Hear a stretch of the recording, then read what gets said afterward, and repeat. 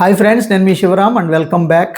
యాక్చువల్గా మన golden Meadows సంబంధించిన ఫేజ్ 1కి సంబంధించి ఆ ఎల్పి నెంబర్ రావడం, అలాగే రేరా నెంబర్ రావడం, ఇప్పుడు డెవలప్మెంట్స్ అన్ని కాంపౌండ్ వాళ్ళు, అలాగే water tank, entrance arch designs, అలాగే సిమెంట్ రోడ్ వర్క్స్ జరుగుతున్నాయి. సో దాంతోపాటు వాటర్ ట్యాంక్ రాఫ్ట్ వర్క్స్ కూడా జరుగుతూ ఫౌండేషన్ అంతా రెడీ అవుతుంది. దాంతోపాటు మనకి ఈ ప్రాజెక్ట్ యొక్క లింక్ డాక్యుమెంట్స్ ఏ విధంగా ఉంటాయి అనేది మీకు జస్ట్ ఒక బ్రీఫ్ ఇస్తాను అనమాట. గోల్డెన్ మెడోస్కి సంబంధించిన లింక్ డాక్యుమెంట్స్ ఫేజ్ 1కి సంబంధించిన డీటెయిల్స్ అనమాట. ఇది మీకు ప్రతి ఒక్క ప్లాట్కి మేము ప్రొవైడ్ చేసే లింక్ డాక్యుమెంటు. సో అలాగే ఇది లేఅవుట్కి సంబంధించిన సమాచారం, అలాగే ఇక్కడ name of the customer, plot number mention చేయడం జరుగుద్ది. అలాగే APCRDA approved proceeding copies first mention చేస్తాం. ఇక్కడ ఎల్పి నెంబర్ వచ్చేసరికి 72/2025. సో అలాగే ఈ ఎల్పి నెంబర్ ప్రొసీడింగ్స్తో పాటు లేఅవుట్ ప్రొసీడింగ్స్తో పాటు లేఅవుట్ కాపీని కూడా దీంట్లో ప్రొవైడ్ చేస్తూ approved layout as per government norms ప్రకారం సిఆర్డీఏ అప్రూవ్ చేసిన ఫైనల్ లేఅవుట్ కాపీ ఇలా ఉంటుంది. సో అలాగే అలాంగ్ విత్ లీగల్ ఒపీనియన్ కూడా దీంట్లో పొందుపరచడం జరుగుతుంది.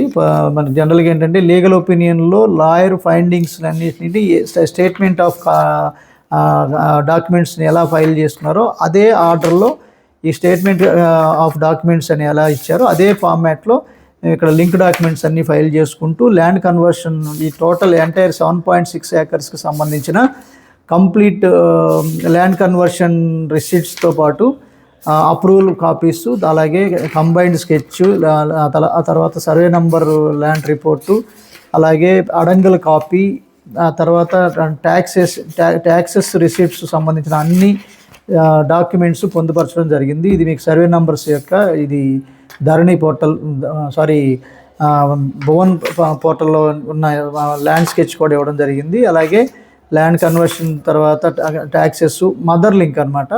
ఇది ఒరిజినల్ డాక్యుమెంట్స్ సెపరేట్గా ఉంటాయి, ఇది మదర్ లింక్ అవుతుంది. ఇక్కడ నుంచి ఈ లీగల్ ఒపీనియన్లో మన ఫైండింగ్స్ ప్రకారం స్టేట్మెంట్ ఆఫ్ డాక్యుమెంట్స్ ప్రకారం లింక్స్ అన్నీ ప్రొవైడ్ చేస్తూ కంప్లీట్గా లింక్ దాదాపుగా 1939 నుంచి ఫైల్ చేసిన కంప్లీట్ ఇన్ఫర్మేషన్ మీకు ప్రొవైడ్ చేసిన జరిగింది. రైట్స్ ఆఫ్ రిజిస్టర్ అంటే మీకు ఆర్ఓఆర్ కాపీ తర్వాత దగ్గర నుంచి మొత్తం ఇన్ఫర్మేషన్ మీకు ఏమేమి కాపీస్ ఉండాలో మొత్తం దీంట్లో పొందుపరచడం జరిగింది. సో ఇలా మనం ప్రతి కస్టమర్కి ఇలాంటి కాపీ ఇవ్వడం జరిగింది. ఇది యాక్చువల్గా అతి పురాతనమైన 1939లో ఇచ్చిన డాక్యుమెంట్ కూడా అందుబాటులో లేకపోయినా అది రిజిస్టార్ అటెస్టేషన్తో దీన్ని ఫైల్ చేసుకోవడం జరిగింది. 1939 దగ్గర నుంచి ఇప్పటి వరకు డాక్యుమెంట్స్ క్లియర్ టైటిల్తో ఉన్న లేఅవుట్ని ఇలా మేము పొందుపరిచి ఇలా ప్రతి ఒక్క ప్లాట్కి కస్టమర్కి ఇలా లింక్ ప్రొవైడ్ చేయడం జరుగుతుంది.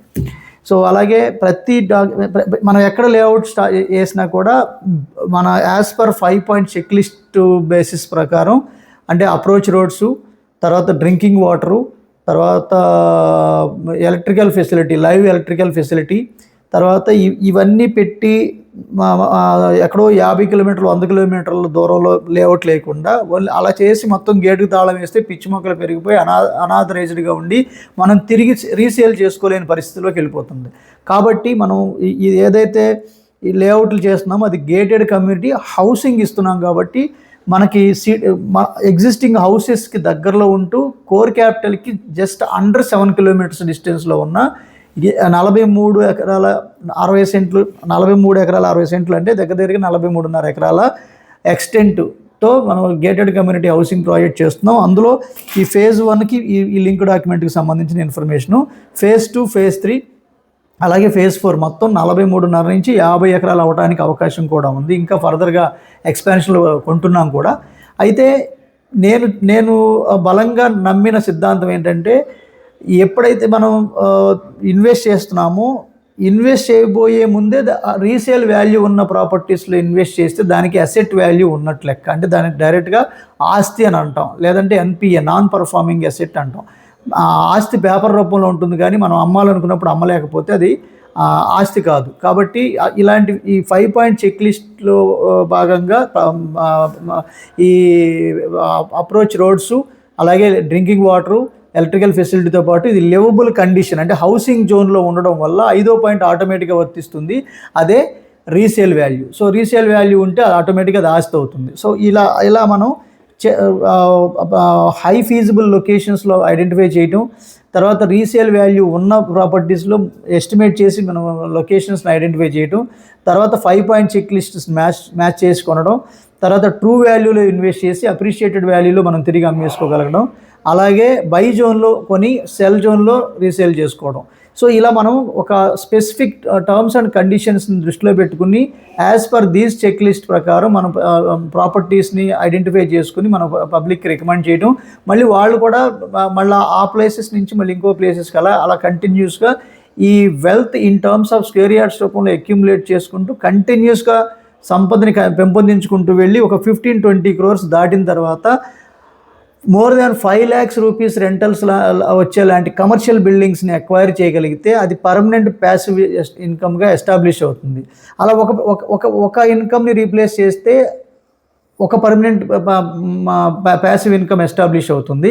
అలా మల్టిపుల్ ఎస్టాబ్లిష్ చేసుకోవడానికి బేసు ఇలా ఇన్వెస్ట్ చేసుకుంటూ అక్యుములేషన్ ఆఫ్ స్క్వేర్ యార్డ్స్ని మనం అంటే పెంపొందించుకుంటూ నెట్వర్త్ని బాగా పెంపొందించుకుంటూ వెళ్ళి మల్టిపుల్ పర్మనెంట్ ప్యాసివ్ ఇన్కమ్స్ని ఎస్టాబ్లిష్ చేసుకుంటూ వెళ్ళటం వల్ల మన డబ్బే మన కోసం పనిచేసేలాగా ఎస్టాబ్లిష్ చేసుకుని మనం పనిచేయాల్సిన అవసరం లేకుండా స్మార్ట్ వర్క్, హార్డ్ వర్క్ చేయకుండా స్మార్ట్ వర్క్ ద్వారా మనం ఫైనాన్షియల్ ఫ్రీడమ్ని ఏదో 65 సంవత్సరాలు 70 సంవత్సరాలు 80 సంవత్సరాల్లో సాధించడం వల్ల మనం అనుభవించడానికి ఏముంటుంది చెప్పండి.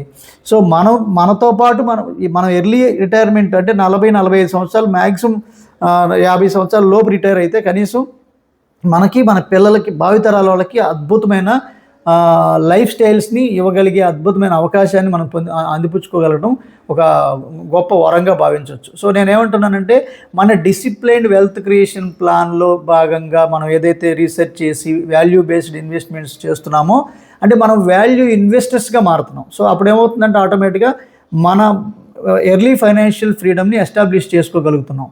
కాబట్టి నేను ఈ వీడియో ద్వారా మీ అందరికీ తెలియజేస్తున్నది ఏంటంటే రైట్ ప్రాపర్టీలో రైట్ ప్లేస్లో రైట్ పర్పస్ కోసం రైట్ గైడెన్స్తో, సో ఏదో ఒక ట్రాన్సాక్షన్ చేసేసి మళ్ళీ పక్కకి డీవియేట్ అయిపోతే అది లాంగ్ టర్మ్ గోల్ అవ్వదు. సో కాబట్టి మనకి ఏంటంటే మనం ఒక గోల్ని డెరైవ్ చేసుకుని ఆ డెరైవ్ చేసుకున్న దానికి డెడికేటెడ్గా అంటే డిసిప్లైన్డ్గా ఉండాలి. డిసిప్లైన్డ్ వెల్త్ క్రియేషన్ ప్లాన్ అంటే DWCP అని ఎందుకంటున్నామంటే wealth creation by diversification of investments and returns with time leveraging concept. So ఇది ప్రూవెన్ టెక్నిక్. సో ఇది నాకు వర్కౌట్ అయింది, మా ఇన్వెస్టర్స్కి వర్కౌట్ అయింది, అంటే ఇది మీకు కూడా వర్కౌట్ అవుతుంది. కాబట్టి ఒకసారి ప్లాన్ వినండి, దాని తర్వాత ఎలా చేసుకోవచ్చు based on your current income లేదా క్యాష్ ఫ్లో బట్టి మీ ఎక్స్పెండిచర్ని మైనస్ చేసి మీకు సేవింగ్స్ని దృష్టిలో పెట్టుకుని ఏ ప్రాపర్టీని మీరు పర్చేస్ చేస్తే అది మీకు ఆర్థికంగా ఎన్హాన్స్ అవుతుంది, ఏ ప్రాపర్టీని మీకు పర్చేస్ చేస్తే అది మీకు భారం అవుతుంది అనేది అనలైజ్ చేసుకుని ఒక కన్క్లూజన్కి వచ్చి ఇన్వెస్ట్ చేయడం చేద్దాం. So with this actually for more information about this disciplined wealth creation plan or particular about any project మేము ఫిల్టర్ చేసిన లిస్ట్ కోసం లేదా మేము ఫిల్టర్ చేసిన రికమెండేషన్స్ కోసం మాతో అసోసియేట్ అయ్యి కంటిన్యూస్గా వెల్త్ని అక్యుములేట్ చేసుకుంటానికి ఇంట్రెస్ట్ ఉన్న వాళ్ళు ఈ స్క్రీన్లో ఉన్న 7416644667 నెంబర్కి కాంటాక్ట్ చేయండి. అలాగే మేము పెడుతున్న ఈ ఇన్వెస్ట్మెంట్ ఈ రీసెర్చ్ సో ఈ వాల్యుబుల్ ఇన్ఫర్మేషన్ మీకు వ్యాలిడ్ అయితే అనిపిస్తే కనుక సో ఒక లైక్ చేసి షేర్ చేయండి. దీనివల్ల అనేక మందికి వాళ్ళ ఆర్థిక పరిస్థితులను మెరుగుపరుచుకోవడానికి ఇది అద్భుతంగా ఉపయోగపడుతుంది. కాబట్టి సో అది అందరికీ హెల్ప్ అవుతుంది అనేది నా భావన. So with this I'm concluding. మీరు నేను మనందరం సంతోషంగా ఆనందంగా సమృద్ధిగా సౌకర్యవంతంగా ఆరోగ్యవంతంగా జీవిస్తూ ఆర్థికంగా ఆధ్యాత్మికంగా ఉన్నతిని సాధించాలని కోరుకునే మీ శివరాం. నమస్తే. Thanks for watching.